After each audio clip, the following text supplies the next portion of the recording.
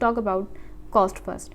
सबसे पहले जो मैं आपसे ट्रेड लाइसेंस की बात कर रही थी in the UAE which is cost you around 6,500। Now let's talk about trade mark. What is trade mark? I will let you know later, लेकिन पहले हम ट्रेड मार्क की कॉस्ट की बात कर लेते हैं। यूएई के अंदर बेसिकली जो ट्रेड मार्क है which is around cost you 9 to 10,000 dirham. But I will give you another idea कि आप क्या कर सकते हैं। आप अपना ट्रेड मार्क या तो यूके या तो यूएस के अंदर रजिस्टर कर सकते हैं। मैं ये क्यों कह रही हूँ, बेसिकली जब आप अपना बिज़नेस आगे जाके एक्सपेंड करेंगे और उसको आगे लेकर जाएंगे तो डेफिनेटली आप डिफरेंट रीजन्स में भी जाकर अपनी प्रोडक्ट को शोकेस करेंगे। सो उस बेस के ऊपर यूएस का ट्रेड मार्क ऐसा ट्रेड मार्क है जो कि यूनिवर्सल है, आप उसको यूनिवर्सल इस्तेमाल कर सकते हैं। सो आई वुड रिकमेंड कि आप यूके या यूएस का ट्रेड मार्क यूज़ कर सकते हैं विच इज़ कॉस्ट यू अराउंड 4,000 दिरहम। तो वो 10,000 से एज़ कम्पेयर टू 10,000 ये बेटर ऑप्शन है आपके पास। So trademark will cost you 4,000। Apart from this आपको प्रोडक्शन के लिए अमाउंट चाहिए। अगर तो आप बहुत high ticket product, high ticket से मुराद अगर आपकी लैंडिंग कॉस्ट हाई है लाइक 22 दिरहम या 23 दिरहम और उसकी आप 300 यूनिट्स ले रहे हैं विच इज़ कॉस्ट यू अराउंड 6,500, ठीक है। सो उसको भी आपने अपने माइंड में रखना है कि आपकी प्रोडक्शन की कॉस्ट है। अच्छा, प्रोडक्शन की कॉस्ट वेरी करेगी। अगर आपकी लो टिकट प्रोडक्ट है तो डेफिनेटली वो कम होगी, हाई टिकट है तो वो इससे भी एक्सीड कर सकती है। इट डिपेंड्स ऑन प्रोडक्ट और product category as well. Apart from this आपके पास इसके अलावा जो अदर एक्सपेंसेस और कौन से हैं, main expenses on the private label is PPC, पे पर क्लिक और ये advertisement cost. So basically advertisement की कॉस्ट का आपने एक एस्टीमेट रखना है। हम हमेशा उसको किस तरह से कैलकुलेट करते हैं या उसकी बजटिंग कैसे करते हैं वो डेफिनेटली हम उस बारे में भी डिस्कस करेंगे। बट एक रफली सा बजट आप अपने माइंड में रखें कि आपके पास अराउंड 2 to 3,000 दिरहम या रियाल लाजमी होना चाहिए for advertisement. Apart from this आपकी जब अमेज़ॉन के ऊपर लिस्टिंग होती है, लिस्टिंग होकर आपकी ऑप्टिमाइजिंग होती है, so you need a professional photography और प्रोफेशनल पिक्चर्स एज वेल, जिसको हम A+ कंटेंट या लिस्टिंग इमेजेस भी कहते हैं, उसको भी आपने लाजमी बनवाना है विच is cost you around 5,000 to 900 depend on market rates कि वो आपसे क्या चार्ज कर रहे हैं। तो ये सारे एक्सपेंसेस आपको लाजमी चाहिए जो कि आपके प्राइवेट टेबल के अंदर ज़रूरी हैं, ठीक है। सो इस बेस के ऊपर जो आपका टोटल बजट है for UAE market which is around cost you 20 to 25,000 दिरहम। और अगर मैं सऊदी में बात करूँ तो सऊदी में अगर हम कंपनी को एक्सक्लूड कर दें इसमें से तो आपको वहाँ पे कॉस्ट करेगा ये अराउंड 18 to 19,000 सऊदी रियाल।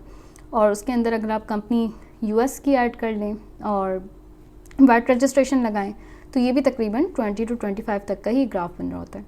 अच्छा, इस पे काफ़ी सारे लोग शायद परेशान हो जाएं कि बहुत ज़्यादा और बहुत बड़ा बजट मैंने बताया कोई 20 to 25,000। अच्छा, ये उन लोगों के लिए जो हाई टिकट आइटम्स के साथ जा रहे हैं। लो टिकट वालों को मैं रिकमेंड करूँगी 10 to 15,000 के अंदर अंदर भी वो उस चीज़ को एडजस्ट कर सकते हैं, ठीक है। तो आपने ये देखना है कि आपकी प्रोडक्शन, ठीक है, वो सारी कॉस्टिंग को आपने जो है वो एक्यूमुलेट करना है।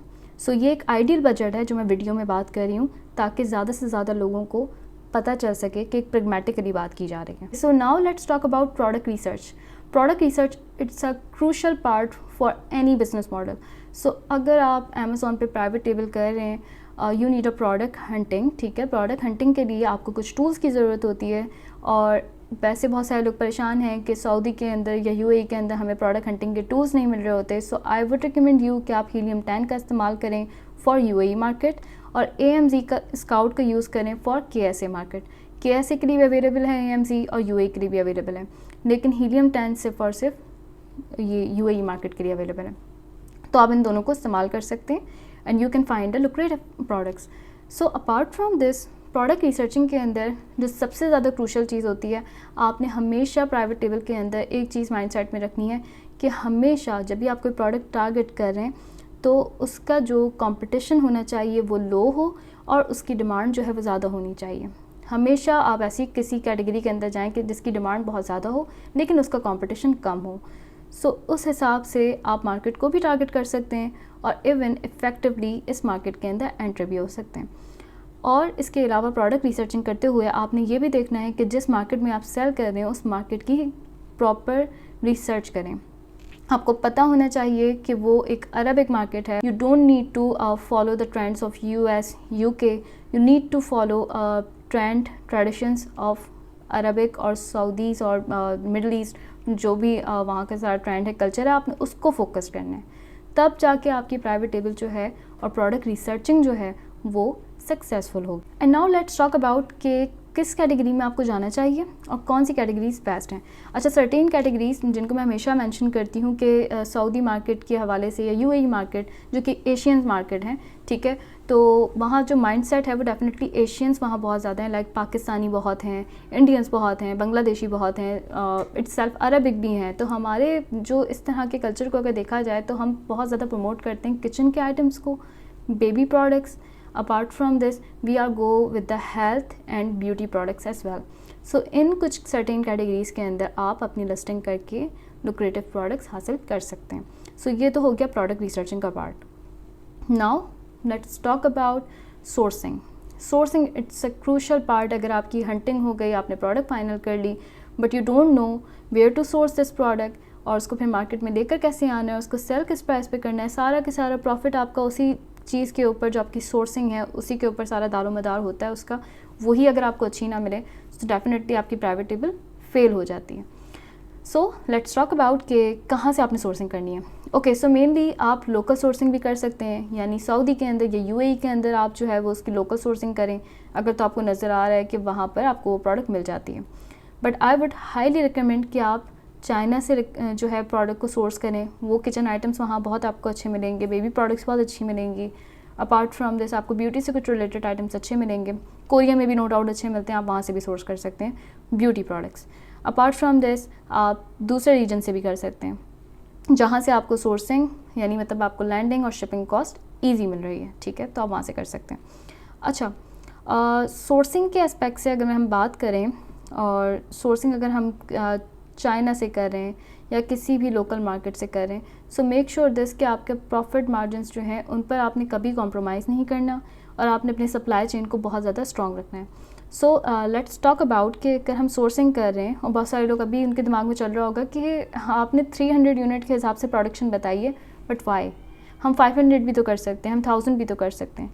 देखें, बेसिकली अमेज़ॉन की कुछ रिस्ट्रिक्शन आप लोगों पे एज अ न्यू सेलर होती है कि आपके पास अगर कोई बल्क आइटम है तो फिर आपने कोशिश करना है इसके 300 यूनिट्स आप जो है वो एंटर कर सकते हैं फॉर FBA। अगर FBM कर रहे हैं तो उसमें तो आपको आज़ादी, आप जितने प्रोडक्ट्स लिस्ट करना चाहें, लेकिन अमेज़ॉन पे FBA कर रहे हैं, सो 500 यूनिट्स फॉर स्मॉल आइटम्स और अगर ज़्यादा बल्क आइटम्स हैं तो फिर 300 यूनिट्स, ठीक है। तो इसके मुताबिक जो है मैं आपको बताई थी वो हाई टिकट आइटम मैंने आपको जो बताया था, सो आपने इसको भी अपने माइंड में रखना है। अच्छा, इसके अलावा सोर्सिंग करते हुए आपने एक और चीज़ का ख्याल रखना है कि आपने ईज़ी टू कैरी प्रोडक्ट्स को आपने जो है ना वो लेकर आना है मार्केट में, क्योंकि अगर बल्क आइटम्स होंगे डेफिनेटली उसकी आपको landing cost, shipping cost, definitely transportation high cost आपको लगेगी। So definitely I would recommend you कि हैंडी प्रोडक्ट्स रखें ताकि आप अमेज़ॉन पे भी ईजीली स्टोर कर सकें और अमेज़ॉन भी आपसे FBA फ़ी मुनासिब चार्ज करें। Okay, so now let's talk about brand approval and listing optimization, which is a crucial part for private label. Private label के लिए ये सबसे इंपॉर्टेंट पार्ट है और इसके अंदर सबसे पहली चीज़ आती है आपकी ट्रेडमार्क, जिसकी मैं आपसे पहले भी बात कर रही थी। ट्रेडमार्क आपके लिए प्राइवेट लेबल के अंदर बहुत ज़्यादा क्रूशल है। वाई? बेसिकली ट्रेडमार्क आपका जो भी ब्रांड नेम होता है XYZ, उसको आप स्टेट से जाकर रजिस्टर करवाते हैं और उस पर आपके ब्रांड को प्रोटेक्शन मिलती है। प्रोटेक्शन इन अ सेंस कि अगर आप अपनी प्रोडक्ट अमेज़ॉन पे लॉन्च कर रहे हैं तो आप जब उसे सेल कर रहे होंगे तो आप जैसा ब्रांड, आप जैसा लोगो और जिस तरह की पहचान आपने अपने ब्रांड की रखी है उसको कोई कॉपी नहीं कर सकता। अगर कोई कॉपी करता है तो आप उस पर कॉपीराइट केस कर सकते हैं। सेकंड थिंग इज़ डैट कि आपकी जो अमेज़ॉन पे लिस्टिंग है उसके ऊपर कोई मी टू लिस्टिंग नहीं कर सकता। ट्रेडमार्क का ये भी फ़ायदा है। अपार्ट फ्रॉम दिस, अगर आपके पास ट्रेडमार्क रजिस्ट्रेशन है तो उस बेस के ऊपर आप अमेज़ॉन के अंदर अपना A+ कंटेंट यानी EBC कंटेंट भी अपलोड कर सकते हैं। तो ये सारे बेनिफिट्स हैं ट्रेडमार्क रजिस्ट्रेशन के। उसके बाद आपकी जो लिस्टिंग है और listing optimization which is crucial. Listing optimization basically होती है कि जब आप अमेज़ॉन पे लिस्टिंग करते हैं तो आपने कुछ कीवर्ड्स उनको सर्च करना होता है और डेफिनेटली वो टूल्स के ज़रिए होता है। आप उसके लिए भी Helium 10 का इस्तेमाल कर सकते हैं, उसमें कीवर्ड रिसर्चिंग कर सकते हैं। उस बेस के ऊपर आपने अपनी प्रॉपर SEO बेस्ड लिस्टिंग करनी होती है ताकि ज़्यादा से ज़्यादा कंज्यूमर्स को आप ऑर्गेनिकली ग्रैब कर सकें और वो आपकी प्रोडक्ट को ऑर्गेनिकली बाय करें। तो आपने अपनी लिस्टिंग को ऑप्टिमाइज़ करके अमेज़ॉन के ऊपर लेकर आना होता है। ओके, सो अब PPC के हवाले से बात कर लेते हैं और एडवर्टाइजमेंट के बारे में। सो बेसिकली PPC बहुत क्रूशल पार्ट है जिसे हम कहते हैं पे पर क्लिक, और PPC के थ्रू यानी एडवर्टाइजमेंट के थ्रू आपके पास आती हैं आपकी न्यू लिस्टिंग के पास सेल्स। अच्छा, सेल्स के लिए सबसे पहले तो आपको स्टार्ट में रिकमेंड ये किया जाता है कि स्टार्ट विद द एग्जैक्ट और प्लस फ्रेज मैच के साथ आप जाएं।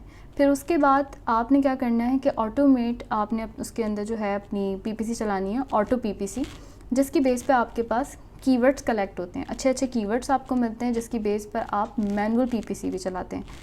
PPC बहुत ज़्यादा इसकी स्ट्रैटेजीज़ हैं डेफिनेटली। ये तो मैं आपको बहुत बेसिक और बहुत स्टार्टिंग की कुछ चीज़ें बता रही हूँ PPC के हवाले से। डेफिनेटली हम इसको भी डिस्कस करेंगे and I will let you know why PPC is crucial और प्राइवेट लेबल के अंदर उसका क्या काम होता है।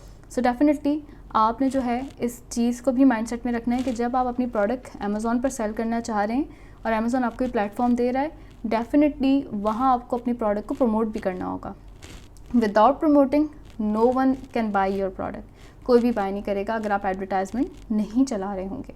सो इस बेस के ऊपर फिर आपका जो है ऑनगोइंग पूरा प्रोसेस चलता है। आपने अपना PPC के थ्रू जो है मॉनिटर करना होता है अकॉर्स आपकी कितनी जो है जो बजट है PPC का वो कैसे चल रहा है, वो कैसी स्पेंडिंग है, उसके ऊपर किस तरह के कन्वर्जन्स आ रहे हैं।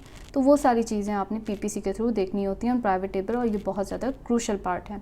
Now let's talk about profit and scalability for private label. Profit क्या होता है और क्या स्केलेबिलिटी है प्राइवेट लेबल की। सो बेसिकली प्रॉफिट आपको जो है वो अराउंड 30 to 40% आराम से मिल सकता है मिडिल ईस्ट के अंदर अगर आप UAE और KSA के अंदर काम कर रहे हैं। और दूसरी चीज़ ये कि आपको कब मिलता है, ये सबका बड़ा क्रूशल एक सवाल होता है। सो बेसिकली जब आप अमेज़ॉन पर अपनी प्रोडक्ट लाइव करते हैं, PPC के थ्रू आपको सेल्स आना शुरू हो जाती हैं और आपकी एक रिदम बनना शुरू होती है। हर ट्रेडिशनल बिज़नेस या एक जो बिज़नेस आप वैसे भी अगर ऑफलाइन मार्केट में भी देखें, एक छोटी सी छोटी आप बिज़नेस को भी कह रहे हैं कि टाइम लगता है। कितना? तकरीबन अगर हम बिज़नेस की लैंग्वेज में बात करें तो हमें अराउंड 6 to 12 मंथ किसी भी ब्रांड को या किसी भी छोटे से छोटे बिज़नेस को ग्रो करने में लगता है। सो डेफिनेटली आप इस ऑनलाइन बिज़नेस में भी आ रहे हैं, आपको अराउंड 6 to 12 मंथ लगेंगे स्केलेबिलिटी तक जाने के लिए।